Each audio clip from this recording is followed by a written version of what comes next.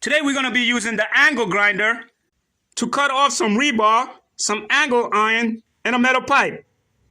But before we get started, we got to think about safety. We got to think about the ear protection, eye protection, goggles, and some gloves, and a respirator with a gasket. Also, make sure that you have a reliable fire extinguisher lying around. In order to make some cuts, you need the cutoff wheel, the grinding wheel, the flap disc, and a wire brush.